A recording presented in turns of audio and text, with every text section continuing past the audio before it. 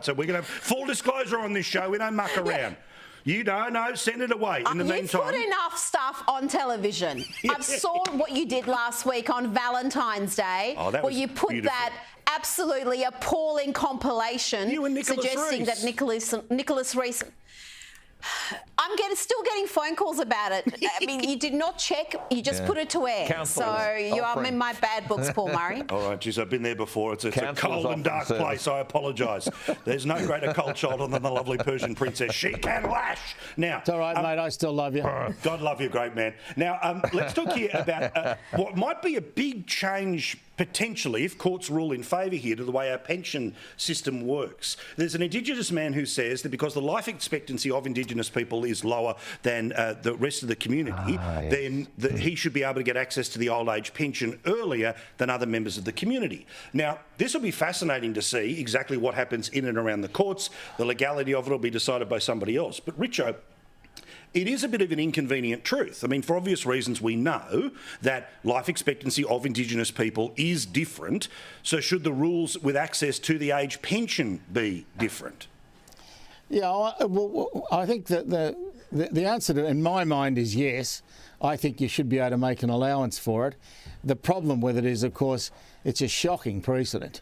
And once you have one, then you've got to fear what follows. That's the issue here too, Gary, which is that again... Because then you're going to have, Paul... Yeah, go for it, Rita. You're going to have every person who qualifies. If you've got people who are morbidly obese who've got a shorter life expectancy, do they get early access? I noticed what you just mentioned then, thank you. You've gone for the fat jokes. Oh, Jesus. Oh, bloody hell. You are kidding. But you know what?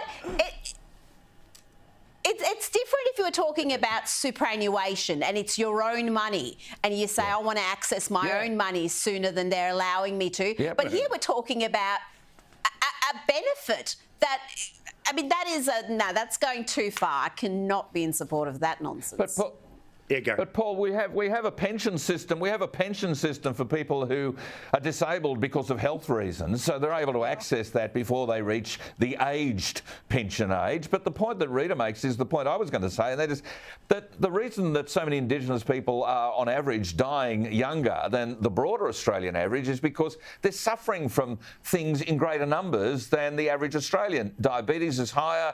Perhaps alcohol abuse could be an issue. Perhaps the obesity thing could be an issue.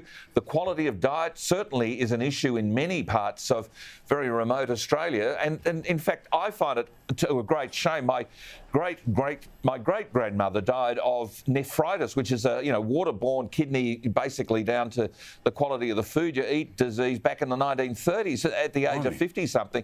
I mean, these are the things that Aboriginal Australians are dying of today. I think there are pensions and benefits that can actually be kicked in before you actually start to bring in a race-based age pension franchise. I think that would be wrong.